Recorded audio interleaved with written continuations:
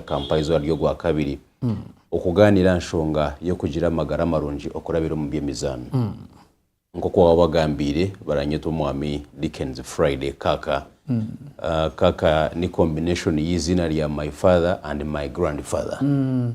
My father put an emphasis that you must take these two names. Okay. Abantu batalangu ni kaka wende bakateka tukakopa bari yabazana abo mupira. Hapana. It was an agreement between my father and me. You take my name and the name of my father, your grandfather. Yes. And he was still alive, by the way. We agreed upon it. And it is my official name. So ndarishemererwa carrying your grandfather on your back, it's also important. Yes, yes. Kare. Ntwenda kwashemererwa mwena tuijagamba kugira amagara marungi okurabira mu byemizano. Ngubwaje. Africa at large. Ninga no butwokoze sihanga eryite rya Uganda. People fight so much kugira ngo bakore investments. Ngo bwajara chera television kuronda ka sente ngo atandike nka business nubuyo kubonaho nka kazimbe ko kugira ngo kamuhereze entasya ninga shi rentals. Now what we are forgetting is that umuntu arese myaka nkaga na 5 yaza mu igwariro batandike kumugambira ngo wana muzeye gwa rasa akora nk'obusasaizi because taine na mani go kutambura kugira ngo aze kureba ka investment akuyatireho 20 years ago. In these European countries, you look at a man of 65 years or amurenga munitwa be myaka 30. Because these people do running every day. And when someone says running every day, we are not meaning uyirukange kilometers 95. No. Okugira amagara marungi kiratandikana na iwe. It is a healthy, actually me I call it a hazard. From being a habit to a hazard now. Chera buri kasheshe. Why would you need kugira ngo banze waza higwariro rero bashoba kugambira ngo ngaho muzehe gumwamugaruze muka mutandike mukoro busasaizi. Ni wasa kucyetanjira nko umuntu waburijo. You can't do 5 maybe. Kora ishatu orunaku no tandikira hansi. You can actually start by walking. Banzo utambulemu. If you can't make 2 kilometers or 4 kilometers emwe burizo boratambura zakasheshe. No yakobogo mwana zirwe. Yes. Nawe takushikana yirukanga. Taraikarirukanga. The problem with our people, I want to speak this through experience. Aboko babantu binji amagara baragazanisa munonga. Dear Anthony, I want us to discuss something about eating. Eating habits. Abantu bararya barengesereze. You know, nubu okuba oryo muntu rashwachi. Kankubuze mwame ngo waje. Iwo kuwo kurya mero karenzo mugorora tora ture mibiri barajete mibiri meshami. MP. Barajete so. Aga magara nago kumuraga kwata mwagatabika mu byukurya aza abantu bararya ibintu bitaracenge ukara kwata. My brothers, I believe obundi aine nakasentece yabuko echarukura na enda chona nacho ni charariya.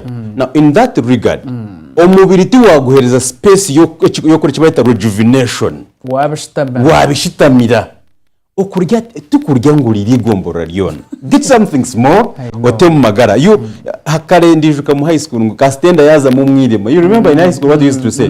No, that is very bad. Liya kantu kace kanda kantu kace kuwarya ko mugasho ahamagara gawo reka kuri rebyo abantu bije n'umwoja mu mutandike because in Mbarara City here twin a club, a running club, Mbarara City Athletics Club. Yes. Ejimpira yambaha abantu kutandika exercises bamanye ngo amagaro misho gariyo kandi garasinga nagerizwa by the way. By the way, my brother Anthony, we have not enjoyed this world. Abarachenga how God does his work. A man starts enjoying this world at 40 years. 40 years. So mu myaka 22 nagumwe you are mediocre, you are joking with life. You have not seen what real life means. The other day I watched here our friend Bishop wa encourage. Yes. Akagambe kigambo bongo Bishop yaragamba ati barahuri ibigambo byeye. Akaja tumurika kuzanazana amagara gabonira after 60 years. And actually people say at 50 years I want to quote Colonel Judith Nakarema. Akaja ati wise myaka 50 emyaka mushanjira lenga hari 50 you are enjoying your lifetime. Actually God is preparing you to advance into enjoying your life. Na Bishop akachigamba ati bantu mureke kuzara w'amagara yise myaka nkago reba amagara ngarabonera so people abantu barabayiha munonga ngo ese myaka 20 wakura and some people say I want to disagree with the president of the Republic of Uganda. Life expectancy of Ugandans is at 45. Who tells it is at 45? It is at 45 because we have not planned.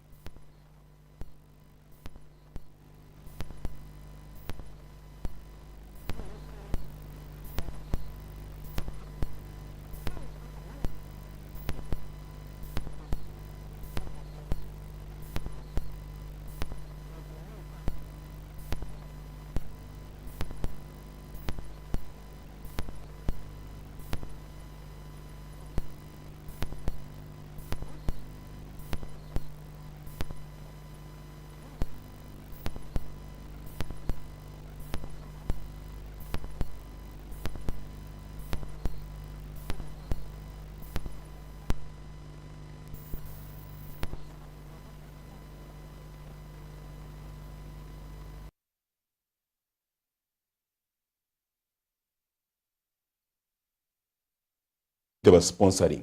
You cannot think about this one waba ryo mushitando byam urukunchenga jendutane yirukanga mudemo. By the way, I want to let our people know the feeling about running or walking.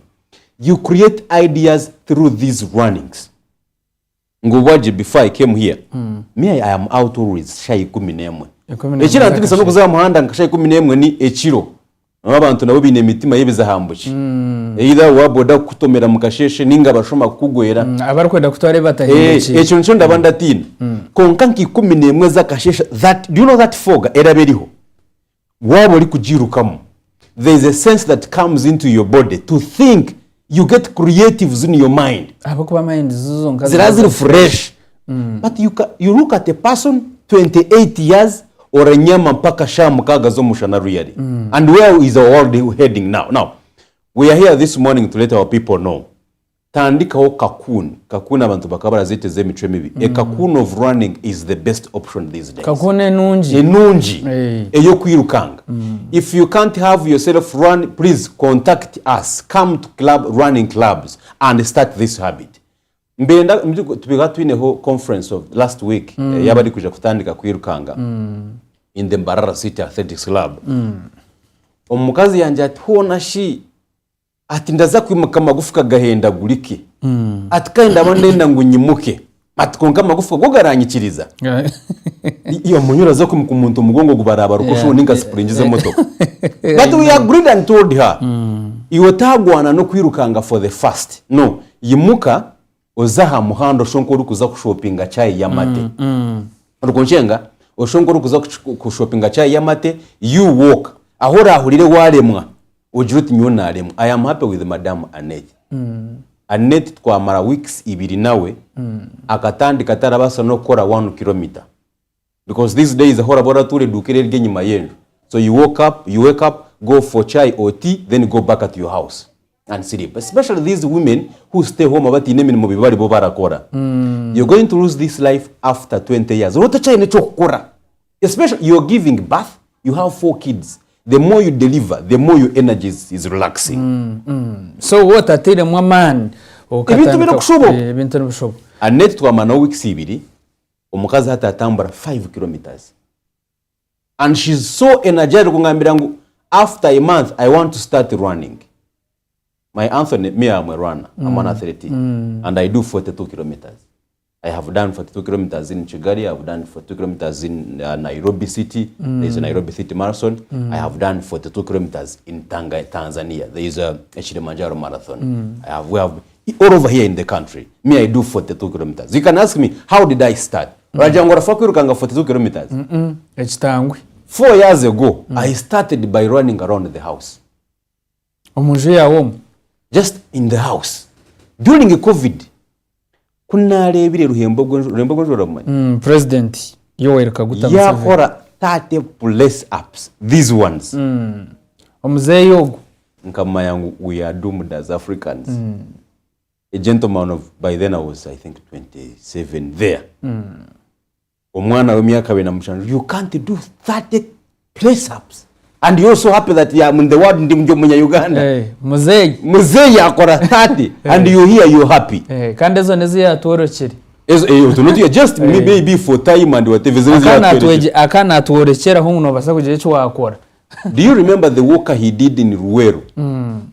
Ko yatambwiza abantu bakaraha yes. Abantu batamburaga baragaze kifuzi Muzeyi Kaguta achaye yongerayo. And you want to tell me ngo abazeyi. The gentleman is not, I call him a boy. He's a baby face. I was inspired. I began that day. But perhaps I've been an athlete. Was it in 2022? 2020. 2020.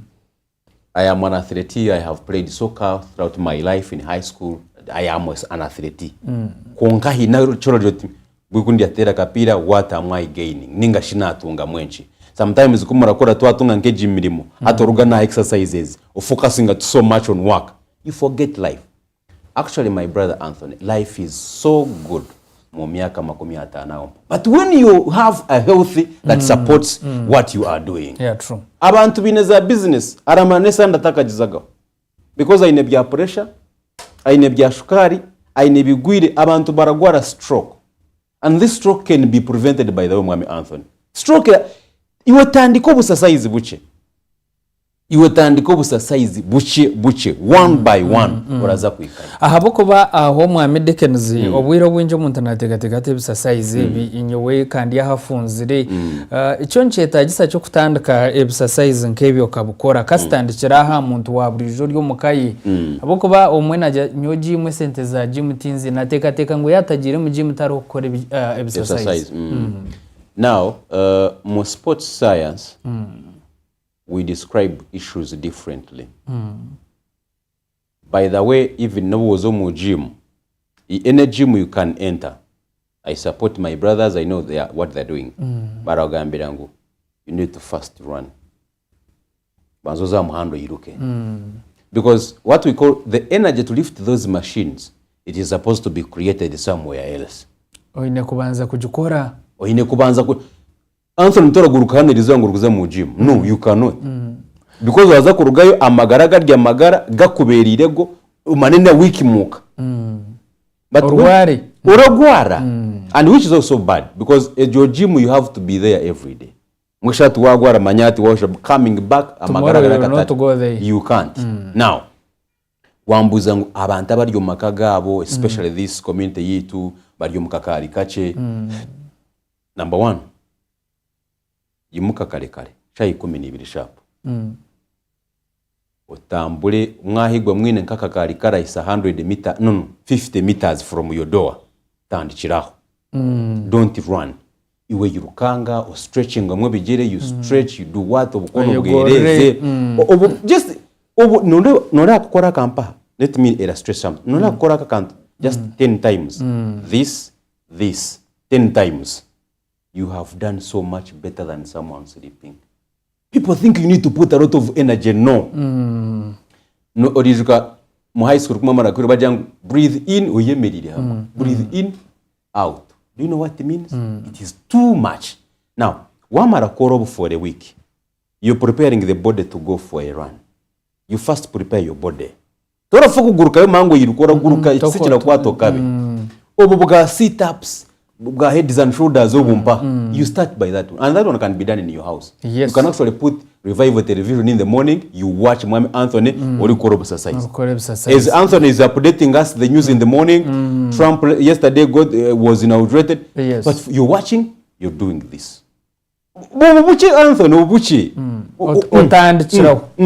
Buche munonga. This is a simple illustration. Yes. Then after a month in your house, you feel the body is now gaining some energy. Some energy. There's some quickest movements in your body. Go to the road now. And don't start by too many kilometers. Just do one. You have your phone. Abantu bine smartphones. Yes. Genda ha Google Store, ha Google Play Store haliya. O downloading mu apps. Tuine Samsung, tuine Strava. These apps zirakuhwera kwe monitoringa no kumanya what you are doing in exercises. If you can't make a kilometer running or walking, you can setting omara ka settinga okate munsha. Yerera gambira ngo mwami kaka, you have now done 1 kilometer running or walking. Hey, if you have some energy, you can continue because it tells you what to do. You can continue. Konka ekinde nakushaba abanya-Uganda, abantu baituba ankore, our people, life is good after 40-50 years. Not now. There's these sentiments around us. Ngako inheri zoba karye rizoba ngo rye kacho tukuzo murundi. No. Yes. Ibyo bintu mubyeyihemu. Abantu barabasa kukura bayise myaka yabukuru kandi barya. I'm telling you, then when you get running, you become addicted. Hati nyo mwami ngo bwaje. Byarenga ntirukireho. Watakozere exercise. I feel like falling sick. And the shemu nonga I do 15-21 every day. Because kankubuze. Yes. He is amazed by the voice. Yes, it is true. You do, I do 15-21 and I feel healthy. In the morning I did just 6 because I wanted to come here. Ndijuka tukatwine omusheija was a lecturer akajati mweno kumweija mu ngeji kirasi. Abataka nabendi kubareba abeyimuka bakabajema kumuka ndi kubareba. Then he could because I did my campus when I was old here, when we were working by the way. Yes. He could look at me. This kaka is a different guy. Because I was, you be lively, you be fine. The body is working on its own limitations. Not you forcing them to be in class and you want to get comfortable. No. We are telling our people to always wake up. Amagaragara chira magana. I have told you. Barjo mchitanda. Murugo mchitanda. Okubyama ni kubi. Kubyama ni kubi mwami Anthony. The more you sleep, the more you're getting doomed. Abashom, you did history? I was inspired by a historian called Napoleon Bonaparte. Bonaparte, yes. The French Revolution, you know it about so much. The gentleman said, a fool. You hear that one, you think he was a joke. He wasn't a joke. You realize, actually these days, you realize we don't have so much time. This one day I pray to God, kaliwanyonjereshanki ibiri hachaweza. Ukashanga ibintu tokahereza. Hinebyo takaheriza. But you don't have time. But someone is sleeping from shasha tuzomwebazyo ali mukasha mukaga zo mushana nyenchakare. And you also want us to tell you're competing. These Chinese, I want to give live examples. These Chinese, I'm China because their country is so much developed. There's a friend of mine akarugano yaza Canada kukora. Umulimo kacheruka mlema because of waking up early. Oyine kwimuka shahi 10 ezekiro mugene zora manyeza hanui. Yes. You have 30 minutes to prepare. You have 30 minutes to be on the train. Train iraza kuruga Kampala ezekigali because that's where your office is. Yes. Okole yo 4 hours. Because from Kigali from Kampala to Kigali train does 45 minutes. Okole yo 4 hours. Oyine kurugayo. Ukashoka kuruga Kampala. You rest ko you again go for another job. The other side they don't do one job. You do like 4 jobs a day in 24 hours. Now, yanja nkebe byahika mu Uganda and they are coming. Urujanga Uganda iri kuzankai. We are going at the terrific speed. Anytime we are having these fast trains, we are having these fast employment kuza kuchuka. Oshangoli hanu ya revive mukasheshe oyine kuza kabaro kakora mu office ukagaruka hanu ya nyenchakale. They are coming. Yanja ati when she's a woman. She loved me because akanshanga ntaryo munyamirizi. Here aterera gesimu banisha 10 I am up. I can pick. We are not saying don't rest. You need to rest. Get some time rest. Yes. Baba tugambira gano mbuto mwami Anthony. Ale to bed, ale to rise. Okora kijuka. Mo sports science. Let your body have enough rest. Omuntu nyo Anthony wanje zaba shayina zekiro. Don't expect me on the phone. Because I need my mind. I need my mind to relax.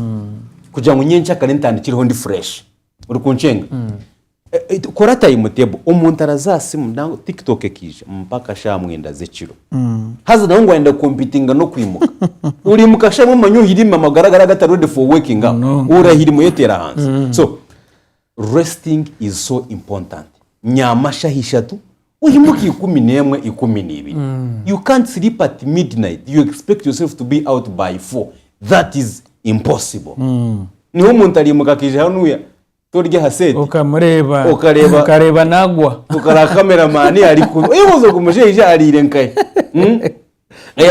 aya mushuwa here we don't have drunkards uyobozo ugumwana aranywa ni tukubikira zabo yes but because he's not getting enough rest araza kuba ari nyuma ya kamera bone yahirimo enough rest is really important. We actually encourage our people who come for jogging who wants to join our club Mbarara City Athletics Club resting fast abantense batwire yaba marawo barara badirukanga mucanga mu barakaranga no you won't survive there are a lot of things to do after you 60 years after you 70 years and you'll be a good person mwami ngogwaje yes oweshemwe Dickens Friday kaka tukimwe nawe mu studio za Revival TV kandi ari nangira kutushobora ebirungi ebiri omukore exercise nakugira ngo exercise ibintu birungi munonga amagara gaitu kandi turibiri abantu bagira amagara marungi ahabwe exercise nkebi ebi n'ibintu byutari kutamusente ahabo kwa nambuza enshonga nkuru munonga namujyanti nchete sachi omuntu kuza gukora exercise omukaye nemast kuzo mu gym n'ahandi nagera ati no mukaye yawe no bukoreramo no munju yawe mu no mucenge cyawe no ukoreramo exercise yes you see mbwenu tureke kugira rwe kwazo ezumwe umuturu kwetenga mu government kugira ngo etwatereho no kwetenga bembeze betu ba MP ngo batwatereho bakokwatereho nkaye aija kwato mukono tariko kunano no we don't want my goodness araho cyo rukureba mazima kandi ukariba ngucime ku bantu ntwefa nk'abanya Uganda kugira amagara marungi no kubanza kekundiwo nk'omuntu yes true ibanzo yekunde kandi kwekunda kwa no kure exercise nk'ebi Dickens Friday kaka ariyo natugamba ngucime abantu kora buri zoba omunyeto omuntu mukuru na newo muguruso no mukekuru no kore byo kubasa abo kubana ikirungi munonga kinjija kubanje kwera kuzo mu irwaro kashanga umwe mazuma otateganisibwa zo muka break kace munonga nza kubantu turagayo no kureba twaza kutasta mu kore bintebe kandi no kongera ganira ahar marathon batebekansize aho mu rembo rwambara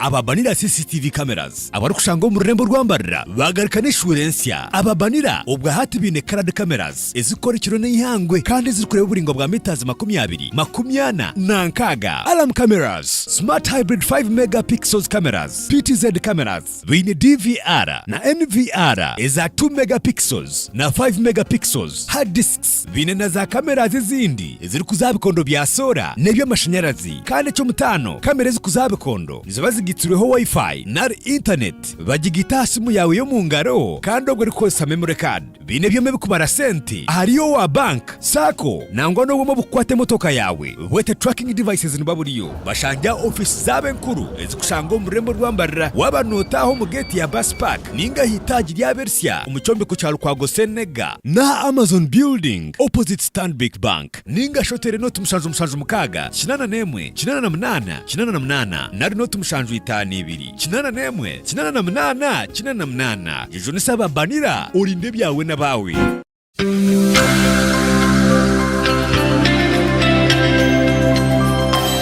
Revival TV.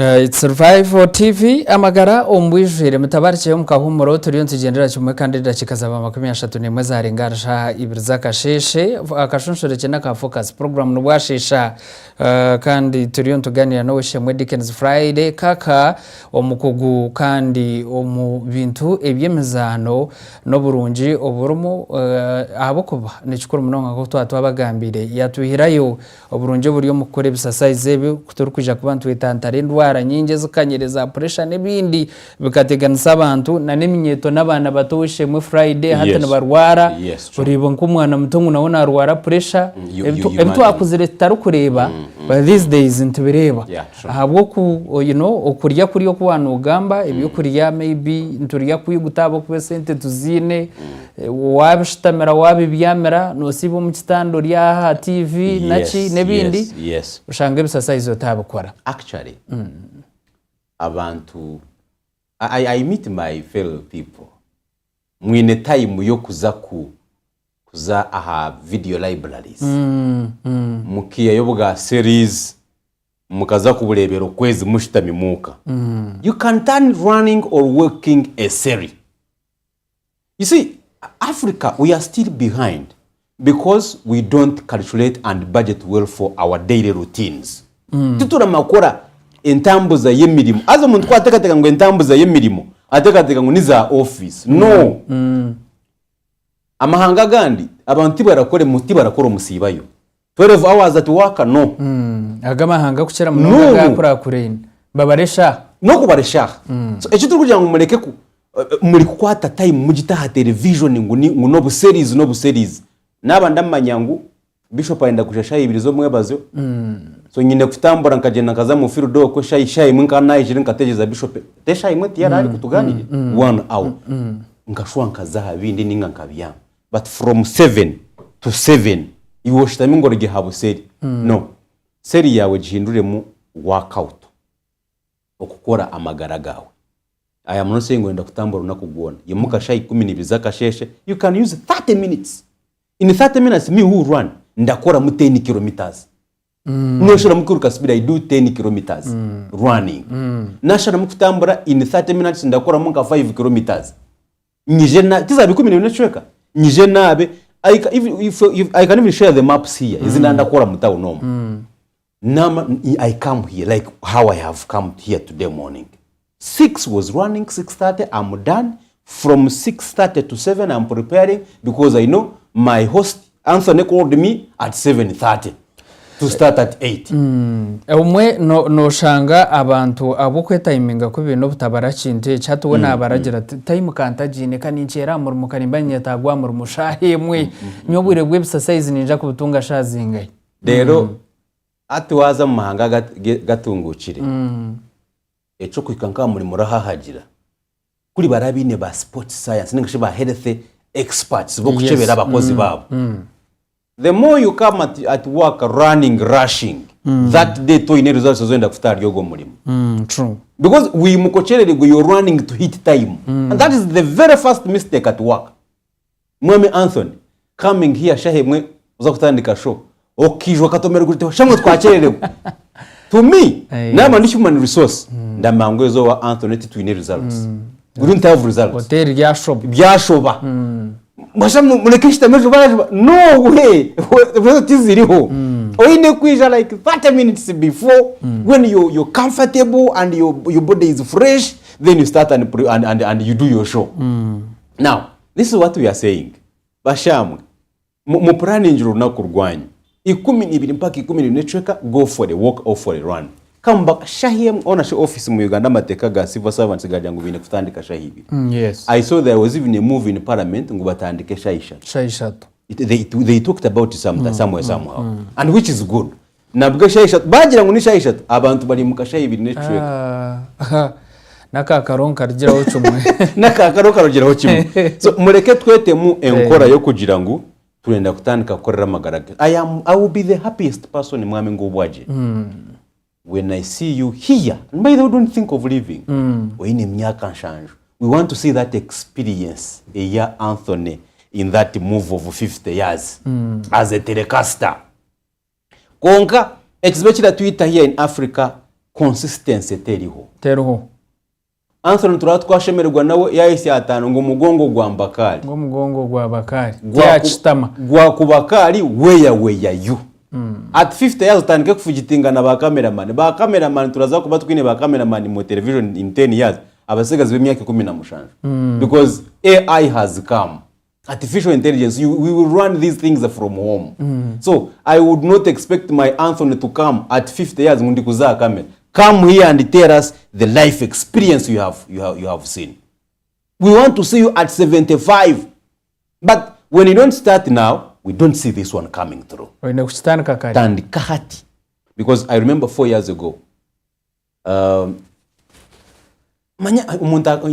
joro muntakambuza ati kunkigo katandi kota tumushori ruko yirukango toro nti no I began small tindirukire 42 kilometers for just now. We began by 1 2 3, sometimes I would be a runner kwiruko liro naza ni chibi munonga abantu bamugana ngo haza. You see people say ngo gwaraza kushara. Our people are funny. Yes, we have a community that is, I don't know how we can call them, but we will be there. Abo kubita 3 years nacho ngoko kuraga mahanga gandi Dickens abo kubako kuzo mahanga bajungu nkaga nangwa na Africa gamwe nka Rwanda na gandi nibejumbiro msasize nkebi nibimukana barabaho nibayirkanga atanka washore okaraba mu mtabo no mu jogging nore buri yo makutira misho bantu baratureba bebuze no kwebuza barakute hataba barachikora bari. Actually I have a proposal nenda kujitwara wame yakachebeza tuweme yetu warakurira hapa mbarosite. Yes. Muhereza proposal bakwate izoba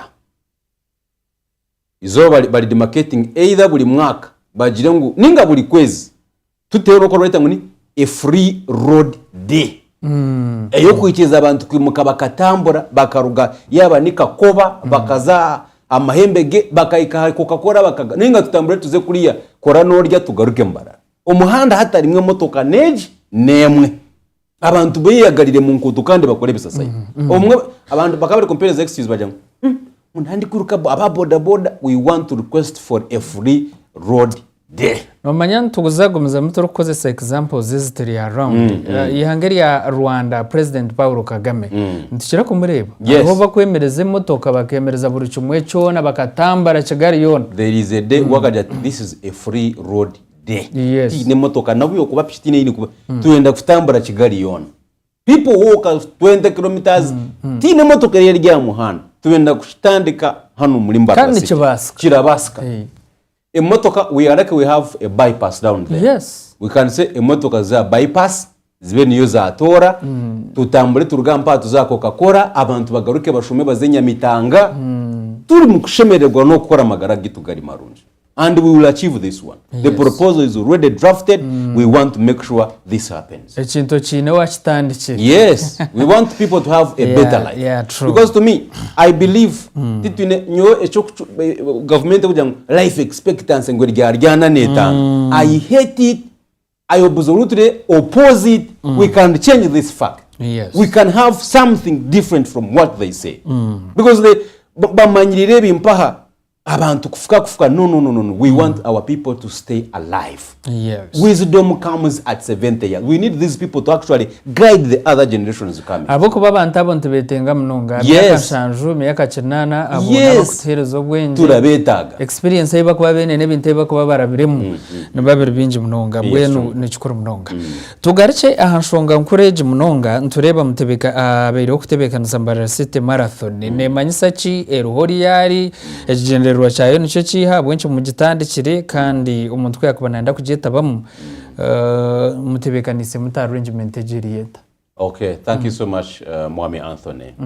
Mbarara City Marathon, it is the first of its kind to happen here in Ankole, and we want to really inform our people that this is an international marathon because we are having the 5 kilometer, we are having the 10 kilometer, we are having the 21 kilometer and a 42 kilometers. This is a recognized marathon. It is an international marathon. We are guided by the Uganda Athletics Federation, UAF. Ekine kitongore ni organization era leberera ba Chebutegei ba Chemutai ba Jacob ba Chipurimo ba Izikuru ba abumaramanya bona. It is the first of its kind, and our mission this year, we are celebrating the biggest culture in Africa of the long-horned cattle in the land of milk and honey. Ente yitu ya Ankole rajimanya Anthony. Nyankore. Kanjire ngo yineyo emwe uwandi kazo. Buzuma. Wawunyite kazo? Wama undahamanya. Kanjire ngo yine yente y'amahembe gati. Yes. Ntezitu ze Nyankore. Obuzibu bwo twine mu Africa. Ito turamanya kunde ibintu byaitu. Abandi nubo barije bakabanza babitukundira. And I want to give a serious warning. Izoba limwe abantu baza kwija hampa bakunde kintu kitu bakitutwareho no kututwaraho tutachine cyo gukora. So who should be preserving this biggest culture in Africa, actually in the world? Of recent, the president of South Africa, Mwami Cyril Ramaphosa, akija hampa mu mbaga yo mwami Amama Mbabazi. Umwisho yabe nahingira kana ashorwa mutabano wa Ramaphosa. Yes. Kuya ije hanuya. Bamushabende. Ya leta Fresian bamugambira ngo intezi turenda niziri. Turende zaje. Kandi nyo bantu mwe kantaziri. Wite turende ente ezabati. I am sure the discussion they came around bagurezaha bazi bahereza. Yeah. Ramaphosa ajangu wayi cyamaza mu mutwe bakapakira ente mu nyonyi hati South Africa ariyo ente za Ankole hanuye. Yes. Abakuba akazikunda. Ente kubaza mushabire ndi yazi ho mwegana koko wacigamba. Akaziha because bari kuja abakuba stare negera ngo President Museveni we yabanize no kumuhereza ente Nyankore. Yamuhereza ho sampati twarente zo banzo zire kuyashire yazo kunda yagarika. Akagaruka bapakira enyonyi nenyonyi. Now people Obama ntukubaragamba je ngwente. This is a culture that must be preserved. Kandi nakukigambira mishoga revival television. Ndashaba Ruhanga. Anthony Ruhanga urashaba. Burika muri Ankole etungente. I pray for this one. Any household to have a cow in the backyard. So we are running to celebrate this biggest culture of the long-horned cattle. We must preserve it. Tuine kujirinda no gumaho. Actually, I want to say, I am not making an announcement, but I want to say it. There is a hotel here in Mbara called Emborara. Emborara is owned by he was my former boss. Mwami Ndugu Frank Atumwebazo, the Minister of Agriculture. Yes. I am happy with him. Anytime he gets visitors from outside, the first picnic they do, he takes them to see the cow. Aziboreka. This is Ankole, this is Uganda. Azabakundisa. Azibakundisa. Necho burambuzi. Necho burambuzi. Ente ya Ankole necho burambuzi. I think I haven't met Mwami Frank, but the idea he tells them, arabagambira ati, hati nkomu Ankole manya, I hear in Chigezi, Bwindi Peninsula Forest. People go there for mountain gorillas. The mountain gorilla here is a cow. And it is going to be something so special in the world. Kwa kubana abayihirayo ebintu nkebya ro kubashobora ahabirunje biri ahanteye Nyankore ukose nategwa kubagambira ngo enteye Nyankore te kurwara nkenjungu no you know engo hankeje te kugiteganisa kiryaho amategayo namate enkombagariya gatari aganjungu gugonka no gakama otaka gatire muna mezi gugonka ngagafungukire izoba rimwe the day I will get a chance to meet President Museveni. Yes. Nanyende nangonye hatuti utwabagaranywa. Umutima wanjye ngo ituti turanywa mate. Turanywa byaga. The president takes what we call the real milk. One day I have this chance to meet him. Dabatekwa kuba mbage hachoze yo montezeze Nyankore. And I saw his cows in Igomba. Those cows nizo zira Muhammad. So I want to take that milk the president takes from. I feel he takes the real milk. So we are celebrating this biggest culture kai no kupreservinga no kugambira insi yona ente ya Ankole ninkuru. So we have organized this for the 29th of March 2025 rudyaba ryo gwa mukaga our starting point ni hariya church university must abantu mwena mwije okwiruka kumpa what we are making this city a tourism city. Remember we border our forest here, the national park for zebras. It is a sanctuary for zebras. Lake Mburo. Abantu bije baramanga n'ubutwaza mbarara bije betaya bahorera kabeho kambaro kukarashwa. We have the best hotels, we have best picnics around. Town nyingi historically ninga statistically mu Uganda abantu tibakamoye bareta home tourism. Aza mu Uganda tourism cyari hansi munonga because mu Uganda sheme tware binetreka mitware shatu netreka futa either in any hotel or in any other forest. Abantu turi kubashaba kugira ngo bege kurambure ibintu byabo. Abantu baryo ko barora ngo rubiri rwankore bamwe tibaramana ho tubakaza yoga akashoza hariya tubakatemba ho gabamo. This is the time to come and tour Mbarara city. Abantu bari Kampala ngo amahembe gente bamwe barabona motoka tibaramana ho gari. Aho shokti ninjira kugenda itwa abanyamakuru Dickens hari Mburu. Mbwene nkagera aho bwire naganira na bamwe abebembeza nkatukabatigira recently nambuza ngo ncheta gisa cyo muntu kwijaho mpaka wabo yije umunya Uganda ho kurambura emetware je biro kutaha nebiri it is either ebiri netreka kuzakishite netreka and the whole country by the way whether Queen Elizabeth where you need to go there now habugenshi urenda nguru yari abantu bakukundire byawo abahero abajungu bayano babija bakukize kumanya in China there is a province called Guangzhou yo niyo burambuzi kuba reba bagize ngo turazaga ngo ari akahari hibari ngo ibari rikagumarira kurora mama baregara baraza kuri baryombekere a state of art environment abantu baze kuri biryo bari ryakuzire. But here we have a lot of things. Uganda is rich. Our tourism capacity is far much better than the whole of Africa. Yes. We have national parks. We have beautiful people. Hospitality is at the best percentage. Muankori ni hora zo gambira muntu timusibire tuba kwichanzika. Ninka hora changa wenda kushanga mutukana Kenya. Will you get it there? You can't get it. These things are here in Uganda. We have the best hospitality country. To enable to be kurambura. We have forest. Please muteka mugo mutema gukunda ebintu byanyu. So omujungu kwija akagira ati Uganda is the part of Africa. The part of Africa.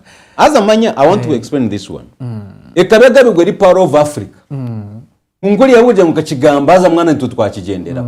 We should have been the very first people to say it, not them. HRS recho yitwe nk'abanya Uganda tukabataka cyetegereze cyo ebyo twantagamba kushanga ebintu binde konkata kubushoborekirwa burunje bwabo. Yeah, true. Yes. Konka it is a part of Africa ebintu birimo abantu mwijemu ankore kandi marathon age mpaha. Era hwera abaturage bito kutumbura economic status zabo. Yeah, true. Oyine business twinabiru chukuruga Kenya, Tanzania, Somalia, twine Kigali people they are coming here. Bakubambara mu hotel zetu zambara. Yes. Food baza kubararya. There are those people who feel tuenda kuza ankore kunywa mate na nebitoche. Iwo wechitoche ne hotel na mate fraska muzikwate mu ngaro. Let people enjoy Mbarara city. Yejunso mu gishobo. Yejunisa kagishaka mpaha. Kora tandika abarakore mikore tarige mwenemwe start now improving where your workplaces ama hotels achai our people are coming. We expect a percentage of abantu hihirukaga kuruga mu Kampala and East Africa tiraje.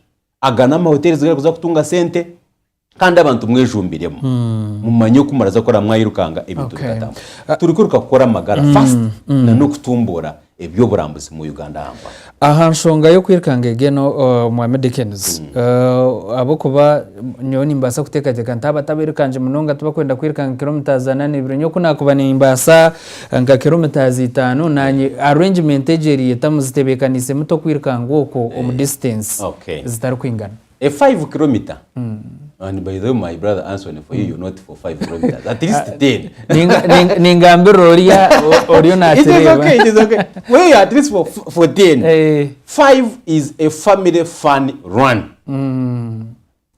nabe myaka eshatu barija nabo mwaka gumwe barija mu 5 kilometers run yes ejone ya buryomwe but you know doing 5 kilometers you have done something great oratambulira ho mwaka namagaraga woganije we have actually toza ko twine byoma bira timing okwiruka kwawe omanyo 5 kilometers nazirukire mirunde ngai idakika zingai so 5 kilometers is a fun family race ejone ya buryomo 10 kilometers aho naho twatanga turija kuza mu biruci hati aho nayo kutahiramo aho rataha muri ya katine nakore warakabira mu so 10 kilometers you can still do them. Yeah, true. 21 kilometers ezine zabakemutaye ikintu abakitwiremo but now still okwiruka harimo no kutambura. You can walk 21 kilometers. By the way, ahabo kubeza timpaka zo kugira ngo yes nko kutubantu tureba Olympics nezindi ngo ine kumakinga shwa ngo wirikangiro umushahizo ruzo wahendera umuryezi hazane mpaka ni manyisa ababurijo tosheme kuba nogira pressure urasa no kutambura ku mitana ni 2 ninga 2 nemo konkara habarazisinye kandi bakatuharebera biriho byinji munonga. Now 42 kilometers ejura jeta an elite race autora fa kujirukanga ngozeho. Actually age 42 kilometers it gives you a chance to qualify for a marathon in South Africa. They call it a comrades. Chitero muri nyankori kuza kuruka mu comrades marathon mu South Africa orateka kubayirukire 5 hours is 42 kilometers. 5 hours in a 42 kilometers. You qualify to go in South Africa and run a comrades race. Comrades race ninga sheje marathon mu South Africa ne ya kilometer 9 no kujishesha 12. Oh my goodness. Izoba ryono liruka. Yes. So ejini elites, but you can still do walk 42 kilometers. So Abanyambarara City, Greater Ankole, Greater Bushenyi, Greater Mbarara, our people from East Africa, Uganda, we are saying Mbarara City Marathon, the first of its kind, is here. We are celebrating the biggest culture in Africa of the long-horned cattle in the land of milk and honey. Promotion of tourism in this country starts with us. Iratandikana neitwe. We neighbor sanctuary for zebras, that is the Lake Mburo National Park. It is here. You come and go. Hariye nyanja, swimming pool ziliyo, you go and enjoy. It will be a very, very awesome time to have you, ladies and gentlemen, to come through and participate in the Mbarara City Marathon. Kids are very ready by 1st February. Abakuba nanyenda kubuza nchita gisa cyo muntu kweta bo mu mpakezi. Yes. A kit will be at 60,000 mtwaro mukaga. You have a kit, hariho medo, hariho boto yo kunywera mwamizi wo lirukanga, medication and hydration. Biona no baruwo. Biona birabiryomo. Because when a runner comes akagire cyambaho our partners in the medical sector nibo bakwino bujunane zikwa. Abakubeje neshonga nkora munongo kwitanga nkoko ebyamagara mbete beruho. Ngoko wachigamba ngo honanywe kaka ndabasa kilomita 10 my answer asa kuza muri 10 afindi njira bwa 8. So the teams will be yes ejinin it is an international race. It is managed by international so buri kimwe kiriketed form. By the way, last night I received an email the admin received an email kugira bagizire ngo obahereze the number of ambulances you have. The UAF give them the number of ambulances you have because wabagambya ngo I expect 1,000 people. They want to measure the strength of your medical teams. And we confirmed and want to say thank you to the partners Gira on board, especially Amagwaro Rogata Liga Mwena Gamwe. We want to really appreciate your time and energy to come and support Mbarara City Marathon. Okay. Anthony, you're most welcome to Mbarara City Marathon, the first of its kind. Is just preserving a culture yente. Kandi nenda kuhamiza wawo ini tano. Jendo yongereho nezindi tano. If it is possible. This is Ankole. Nashaka lebera President yaine nke mikoro inkali yabaganangwa n'ekeshongoro cy'abakundu kibarataha ha stage baratera kadodi akaba istanura kamanya and that is their thing. You must actually appreciate them. President yari kabale baratere kizina cyenzagwa ninda kubuze kibuzo itwe mu Ankole twineki akaba hoci twinenti that is tineki twine. We have a real cow. Ugageze freshen za bora nezibara baretera. We have an Ankole cow. Iri ya mahembe genze. Yes. And we must preserve it. Yes. Umusamare seconds umuntu